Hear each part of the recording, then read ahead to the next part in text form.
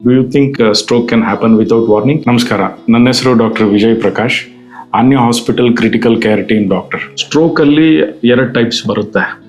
ಒಂದು haemorrhagic stroke, ಇನ್ನೊಂದು ischaemic stroke.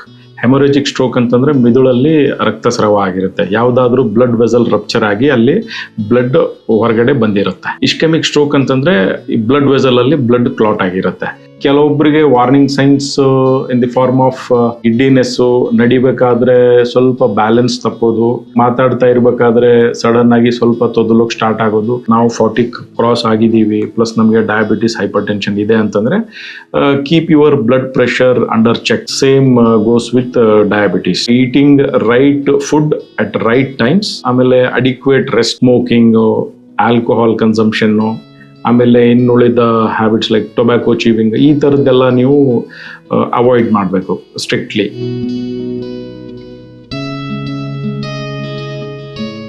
Do you think stroke can happen without warning? ನಮಸ್ಕಾರ, ನನ್ನ ಹೆಸರು doctor Vijay Prakash, Anya hospital critical care team doctor. Stroke ಅಲ್ಲಿ ಎರಡು ಟೈಪ್ಸ್ ಬರುತ್ತೆ.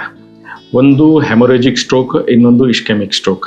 ಹೆಮೊರೇಜಿಕ್ ಸ್ಟ್ರೋಕ್ ಅಂತಂದ್ರೆ ಮಿದುಳಲ್ಲಿ ರಕ್ತಸ್ರಾವ ಆಗಿರುತ್ತೆ, ಯಾವುದಾದ್ರೂ ಬ್ಲಡ್ ವೆಸಲ್ ರಪ್ಚರ್ ಆಗಿ ಅಲ್ಲಿ ಬ್ಲಡ್ ಹೊರಗಡೆ ಬಂದಿರುತ್ತೆ. ಇಸ್ಕೆಮಿಕ್ ಸ್ಟ್ರೋಕ್ ಅಂತಂದ್ರೆ ಈ ಬ್ಲಡ್ ವೆಸಲ್ ಅಲ್ಲಿ ಬ್ಲಡ್ ಕ್ಲಾಟ್ ಆಗಿರುತ್ತೆ.